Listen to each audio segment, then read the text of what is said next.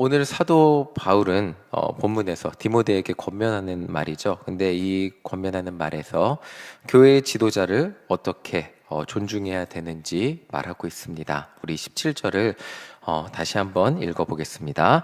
잘 다스리는 장로들은 배나 존경할 자로 알 때 말씀과 가르침에 수고하는 이들에게는 더욱 그리할 것이니라.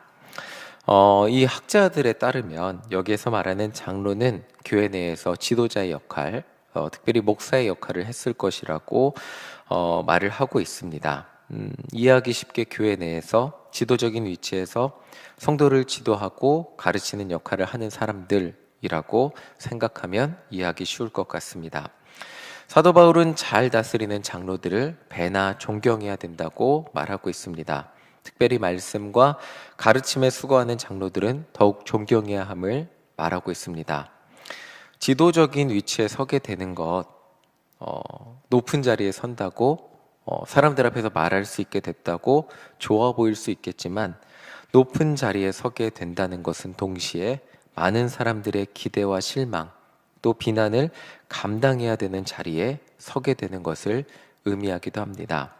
제가 처음 개척교회 담임 전도사가 배운 것은 한인이 정말 많이 살지 않는 동네에 살아도 교회에 부흥이 되지 않는 이유는 가장 먼저 목회자가 짊어지게 된다는 것이었습니다. 성도들이 생각할 때 우리 교회가 왜 부흥이 되지 않을까 이렇게 같이 이야기를 하면 교인들이 많지 않으니까 10명 다 모여야 10명이고 또 그렇게 예배 한두 번 드리러 오는 분 최대 출석이 20명인 교회에서 다 모여야 그래도 교회의 부흥을 위해 고민하는 사람 이렇게 모여봤자 10명이 안 되는 그 상황에서 성도들이랑 이야기를 나누어 보면 저의 말씀이 물론 제가 전도사였기 때문에 말씀이 부족했을 겁니다. 그래도 그걸 대놓고 말하기가 좀 쉽지 않을 수 있겠지만 저의 말씀이 아직 부족해서 그렇게 말을 하기도 하고 한 권사님이 이렇게 말씀하기도 했어요. 저희 아내가 교인들을 위해서 밥을 만들어야 되는데 그렇게 만들지 않아서 교인들이 밥을 먹지 않아서 못해서 교회를 나오지 않는다. 교회가 부흥이 되지 않는다. 이런 말을 듣기도 했습니다. 제가 생각하기에 제가 아쉬웠던 점은 물론 저의 여러 가지 부족함도 있었겠지만 함께 우리 성도님들이 부흥을 위해서 으쌰으쌰 해주시면 그래도 부흥이 한 번에 되진 않아도 목회자 혼자 외롭게 고군분투하지 않아도 될 것 같았는데 성도들은 일주일 내내 생업에 바쁘고 우린 너무나 힘들고 피곤해요. 그리고 교회가 멀리 있었기 때문에 다들 차 타고 1시간 정도 30분에서 1시간 걸렸기 때문에 전도사님, 제가 담임 전도사였습니다. 전도사님의 전도를 교회 부흥을 위해 도와주기는 어려워요. 이런 입장을 취하면서 정말 교회 와주는 것만으로 참 교회 일주일에 오는 것만으로 우린 벅찬데 교회 부흥을 위해서는 전도사님이 노력을 해주셔야 돼요. 이런 모습을 말씀을 해주시는 것 그리고 이런 태도를 보여주시는 것 때문에 쉽지 않았던 경험이 납니다.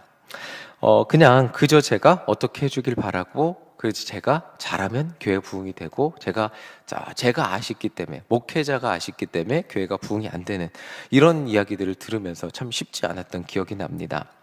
지도자의 위치에 있다는 것은 많은 사람들의 기대와 평가 속에 서게 된다는 것을 그때 처음 깨닫게 되었습니다. 저는 자나깨나 어떻게 하면 모든 것이 교회 부흥이 되지 않는 것이 제 책임이라고 생각하고 굉장히 마음이 항상 교회만 생각하면 괴로웠던 기억이 납니다. 얼마 전 젊은이부 수련회 평가회를 가졌는데 임원 아이들의 솔직한 이야기를 들었어요.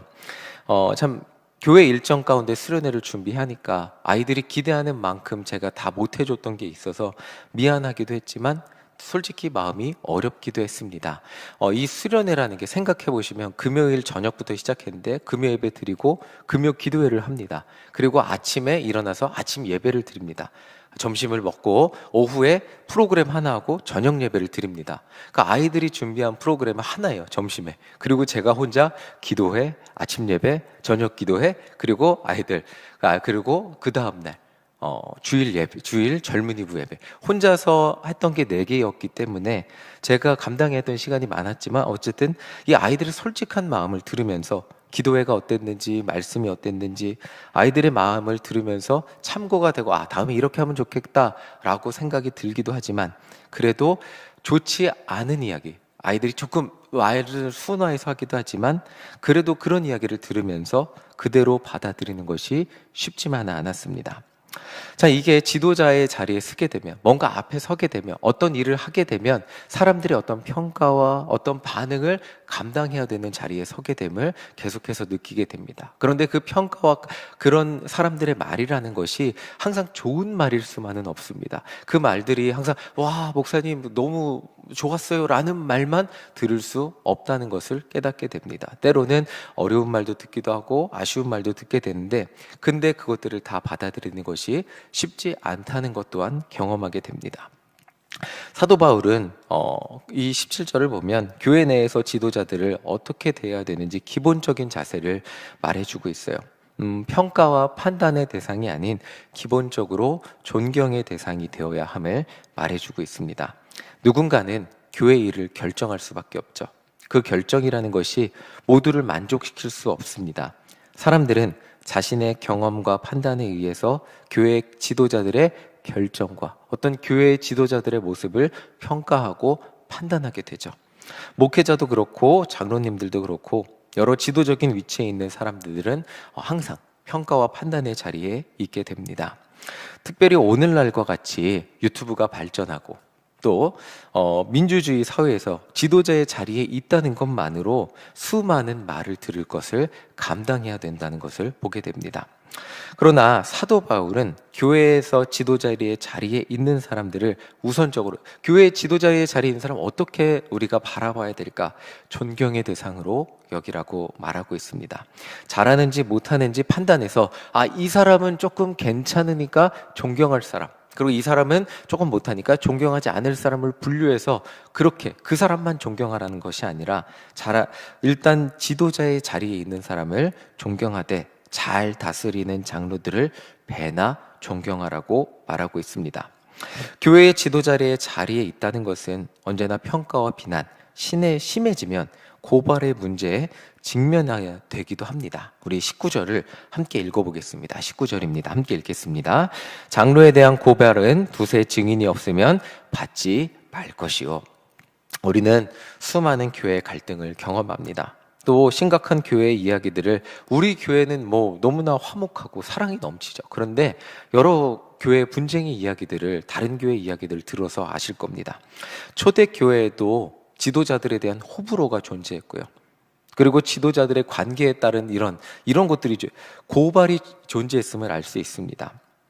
정말 지도자가 잘못하고 문제를 일으켜서 고발이 들어왔을 수도 있지만 관계에 의해서 누군가가 조금 그 불편한 감정을 가지고 작은 문제를 부풀려서 정말 문제가 많은 사람인 것처럼 고발을 하기도 했다는 것을 알 수 있습니다. 교회의 지도자가 흔들리게 되면 공동체도 함께 흔들리게 됩니다. 그리고 아무리 좋은 지도자도 누군가가 흠을 잡기 시작하면 작은 흠은 언젠가 커 보이게 되는 순간이 있기도 합니다. 그래서 사도 바울은 장로들을 고발할 때는 두세 사람이 그것을 함께 증언하지 않으면 받지 말라고 말을 하고 있습니다. 한 사람이 불편한 마음으로 교회의 지도자들을 고발하기 시작한다면 교회의 질서와 리더십, 그리고 교회의 평안이 무너질 것이기 때문입니다.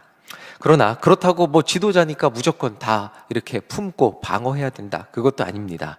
20절을 보면 범죄한 지도자들이 있으면 그들에게 들어온 고발이 여러 명이 증언한 사실이라면 그것을 덮어주지 말고 꾸짖으라고 말하기도 합니다.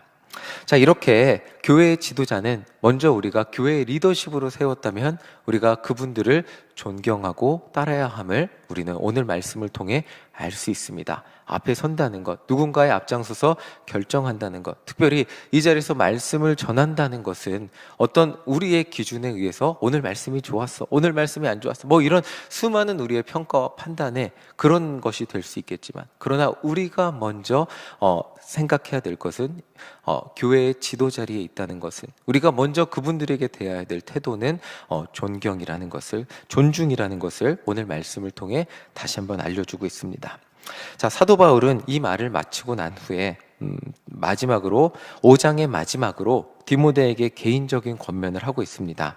23절을 보면 이 말을 어떻게 전해야 되나 제가 이렇게 주석서를 막 찾아봤는데 포도주를 조금씩 쓰라는 말을 하고 있습니다. 이 말을 어떻게 봐야 되나 했는데 학자들에 따르면 이 당시 포도주는 약으로 쓰이기도 했다고 합니다. 그런데 디모데가 목회자잖아요. 그러니까 몸이 안 좋음에도 불구하고 자신이 목회자이기 때문에 알코올인 포도주를 멀리하고 물만 마신 그런 경향이 있었다고 합니다. 그런데 사도 바울은 몸의 치료와 건강을 위해서 약이 되기도 하니까 포도주를 너무 멀리 하지 말고 약간은 사용해도 된다고 권면하고 있는 말씀이라고 합니다. 자, 그리고 이제 24절, 25절 우리 함께 읽어보도록 하겠습니다. 24절, 25절 함께 읽겠습니다. 어떤 사람의 죄는 밝히 드러나 먼저 심판에 나아가고 어떤 사람의 죄는 그 뒤를 따르느니 이와 같이 선행도 밝히 드러나고 그렇지 아니한 것도 숨길 수 없느니라. 사도 바울이 디모데에게 이렇게 말하고 있어요. 어떤 죄는 빨리 나타나죠. 어떤 죄는 잘 숨길 수 있고 티가 안 날 수도 있다고 말합니다. 그런데 25절을 보면 선행도 마찬가지라는 거예요. 어떤 선행은 정말 티가 나는 선행이 있습니다. 와, 정말 목사님이 이런 일도 하시네. 사람들에게 칭송을 받고 칭찬을 받는 선행이 있는가 하면 어떤 선행은 티가 하나도 나지 않아서 굳이 내가 이렇게 사람들에게 보이지도 않는 일을 해야 하나. 정말 누군가가 해야 하는 일인데 이런 일, 정말 이런 선행까지 아무도 몰라주는데 해야 하나. 이런 일도 있다는 것입니다. 그런데 사도 바울은 이렇게 말해요. 그러나 그러한 선행도 결국 언젠가 밝히 드러나게 될 것입니다. 그리고 하나님은 그것을 알아줄 것입니다. 라고 말해주고 있는 거예요. 이 말을 더 쉽게 한다면 영원히 숨길 수 있는 죄는 없고요.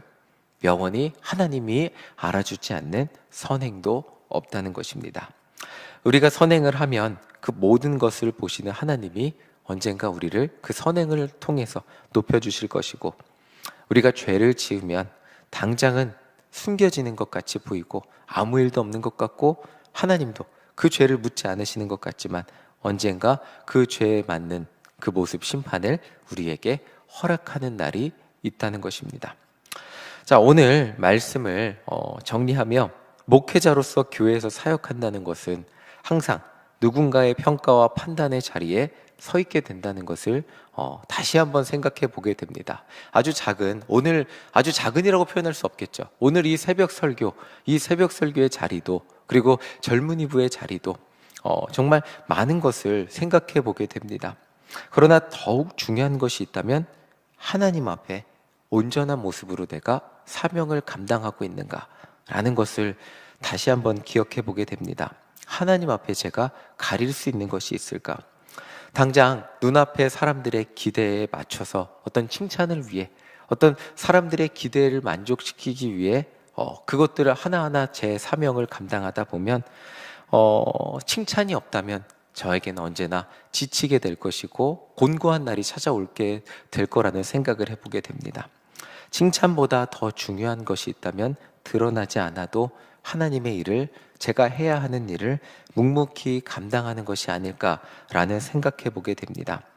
오늘도 부족하지만 하나님 앞에 온전한 모습으로 나아가는 우리 모두가 되시기를 간절히 소망합니다. 특별히 우리가 먼저 오늘 말씀 17절처럼 우리가 해야 할 일이 무엇일까라고 생각했을 때 잘 다스리는 장로들, 교회의 지도자들, 특별히 우리 담임 목사님, 목회자들, 우리 장로님들을 위해서 해야 할 일들이 무엇일까?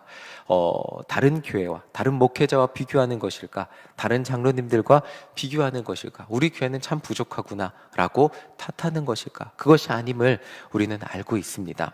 잘 다스리는 장로들을 배나 존경할 자로 알 때 말씀과 가르침에 수고하는 이들에게는 더욱 그리할 것이니라. 우리가 정말 이 교회의 지도적인 자리에 있는 분들을 존경하며 오늘 함께 기도해주는 일신교회가 되시기를 간절히 소망합니다. 우리의 평가와 판단을 하나님이 평가와 판단을 하시리라 믿습니다. 우리의 평가와 판단을 우리의 높은 잣대를 지도자리의 자리에 있는 분들에게 되는 것이 아니라 우리의 기도와 우리의 사랑을 그분들 우리의 존경을 그분들을 위해 드릴 때 정말 우리 일신교회가 리더십이 바로 서서 하나님의 뜻 가운데 온전히 나아가게 될 줄 믿습니다. 오늘 이 새벽 시간 우리 담임 목사님을 위해 기도하는 우리 모두가 되시기를 간절히 소망합니다. 특별히 담임 목사님을 돕는 우리 목회자를 위해서도 기도해 주시기를 소망합니다. 그리고 함께하는 우리 장로님들을 위해서도 기도해 주시기를 간절히 소망합니다. 그렇게 교회 리더십이 바로 설 때 리더십을 통하여 하나님의 나라가 더욱더 우리 일신교회 가운데 아름답게 하나님의 전도의 열매가, 구원의 열매가 아름답게 맺혀질 줄 믿습니다. 아멘.